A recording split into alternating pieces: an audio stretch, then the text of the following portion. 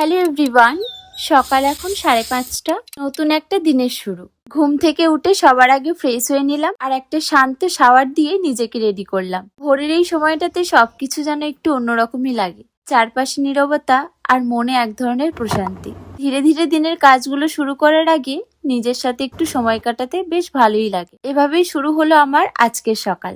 তারপর একটু sunscreen, lip balm আর চুলটাকে আঁচড়ে নিলাম। চলুন আমার সাথে কাটাই একটি সিম্পল আর প্রোডাক্টিভ মর্নিং। সবশেষে সিঁদুর পরে দিনের জন্য নিজেকে রেডি করে নিলাম।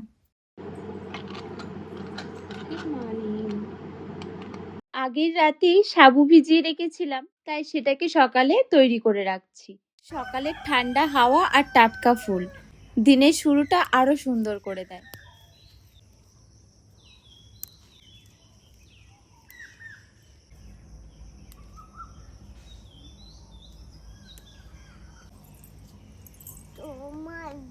এর মধ্যেই সানভিও ঘুম থেকে উঠে গেছে।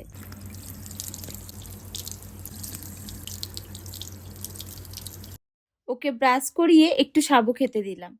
মা হওয়ার ব্যস্ততার মাঝেও এই ছোট ছোট মুহূর্তগুলো কিন্তু খুব স্পেশাল। যাক, এবার পুজোটা দিয়ে দিনটা শুরু করব।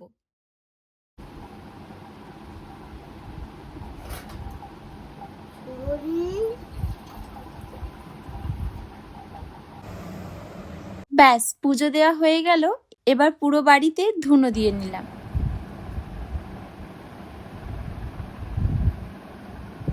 আর সকালের এই সময়টা আমার ভীষণ ভালো লাগে।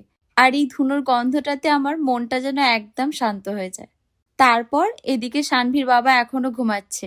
যাই, ওকে গিয়ে এবার ডেকে দিই, কারণ এবার শুরু হবে আমাদের সকালের সবচেয়ে ব্যস্ত মুহূর্ত।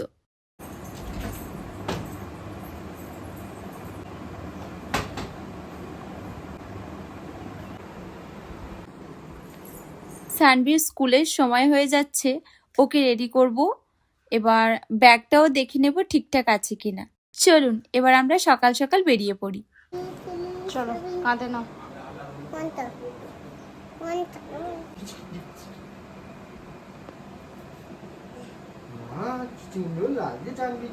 চলো।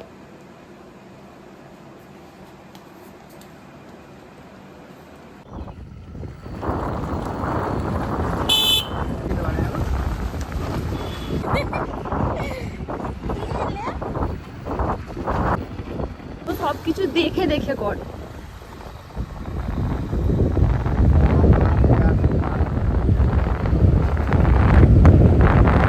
স্কুল থেকে ফেরার পথেই ওর বায়না শুরু হয়ে গেছে, কারণ আজকে ওর পাপা দিতে এসেছে। ব্যাস, অমনি বলল দই খাবো, আর বাবাও চলে গেল দই কিনতে। দইটা ধরে দাঁড়িয়ে দাঁড়িয়ে চলে যাবে। চলো, দেখ না পাকা হয়ে দেখ।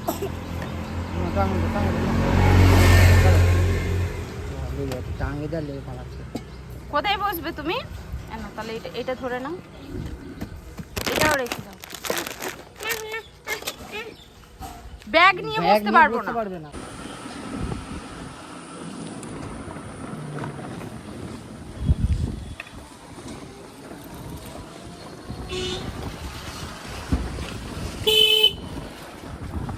তারপর বাড়ির কাছাকাছি আসতেই দেখছি এখানে টি শার্ট বিক্রি হচ্ছে। তো ভাবলাম একটু দেখবো আর দাম জিজ্ঞেস করবো, চলে আসবো, নেব না। কিন্তু শেষ পর্যন্ত 4টে টি শার্ট নিয়ে বাড়ি ফিরলাম। এই মেয়েদের শুধু দেখবো আর কিনে ফেলবো না, এটা একদমই হয় না। যাই হোক, বাড়িতে চলে এসেছি। এবার দেখছি রোদটাও ভালো আছে। এই সময় জামা কাপড়গুলো ছাদে মেলে দিই, তাহলে কি হবে, তাড়াতাড়ি শুকনো হয়ে যাবে। আর এদিকে সানভিকে খাইয়ে ঘুম পাড়িয়ে দিয়েছি স্নান করিয়ে। ওটা আর ক্যামেরাতে ক্যাপচার করা হয়নি।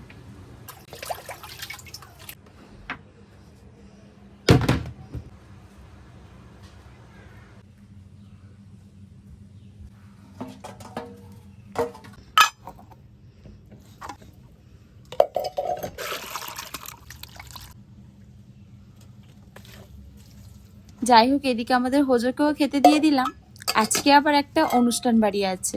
আর সানভি ঘুমানোর মধ্যেই আমিও রেডি হয়ে যাই। রেডি হয়ে তারপর ওকে ঘুম থেকে তুলবো।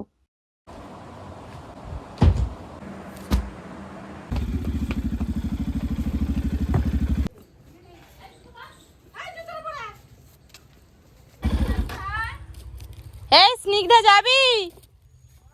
উঠছি। আচ্ছা হ্যাঁ।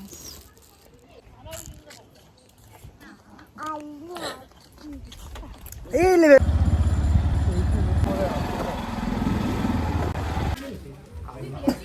কি? কাল নিকাল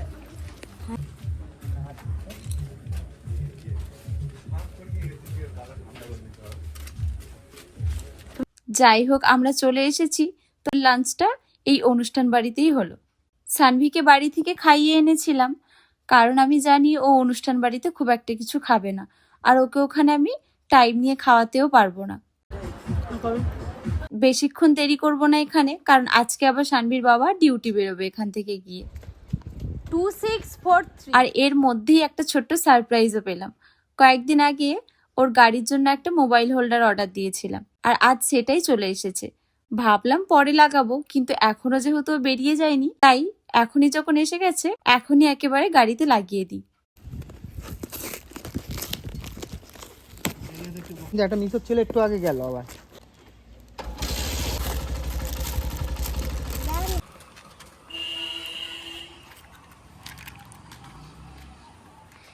একটা থ্যাংক ইউ তো বানতা হে।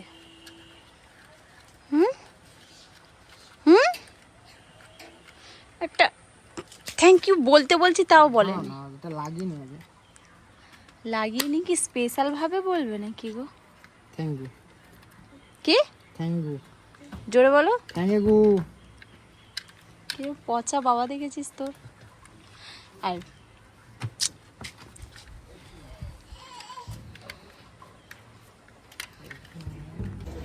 এমন জায়গায় লাগাবে যেন বারবার খুলতে না হয়, যেন দেখতেও ভালো লাগে। এখান থেকে লাগাই দেবো। আগে দেখে নাও, বেশি গাছটা ভালো করে বসাবে, যেন চারিদিকে দাগ করো না।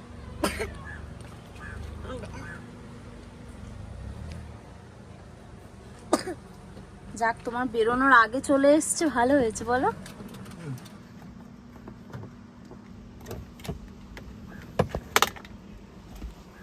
ফোনটা একবার লাগিয়ে ব্যাস সবকিছু সেট করার পর এইবার বেরোনোর জন্য রেডি। যাই হোক, আজকের ব্লগটা এখানেই শেষ করলাম। ভিডিওটা ভালো লাগলে অবশ্যই একটা লাইক আর কমেন্ট করে জানাবেন। See you in the next blog. By.